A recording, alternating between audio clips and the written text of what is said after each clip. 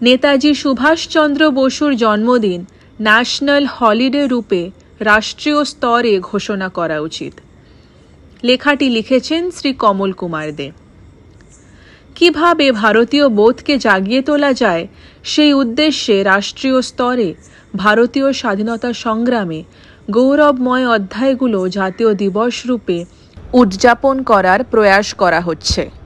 কিন্তু আশ্চর্য, ভারতের জাতীয়তাবাদ এবং জাতীয় ঐক্য ও সংহতির প্রতীক নেতাজি সুভাষচন্দ্রের জন্মদিন রাষ্ট্রীয় স্তরে গুরুত্বের মান অনেকটাই উপেক্ষিত ও অবহেলিত অবস্থায় আছে।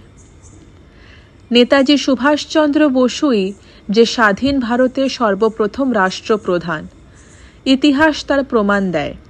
তিনি ছিলেন পিতার মতন মমতা সম্পূর্ণ।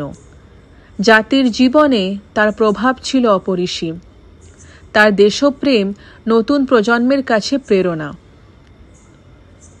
1948 সালে 23শে জানুয়ারি গান্ধীজি নেতাজির সম্পর্কে বলেছিলেন, আমি কারো জন্মদিন মনে রাখি না, গুরুত্বও দিই না, কিন্তু আজ এমন একজন মানুষের জন্মদিন যিনি ভারতের জন্য তার জীবন উৎসর্গ করে দিয়েছেন।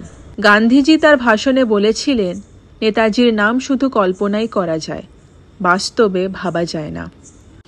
তিনি সবকিছুর ঊর্ধ্বে তার বৃহত্তম স্বাধীনতার সংগ্রামের কীর্তিকে সম্মান জানিয়েছিলেন।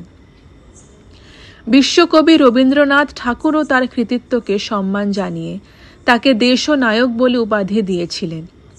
ভারত সরকার তার বীরত্বকে সম্মান জানিয়ে তাকে ন্যাশনাল হিরো বলে আখ্যা অর্থাৎ উপাধি দিয়েছে।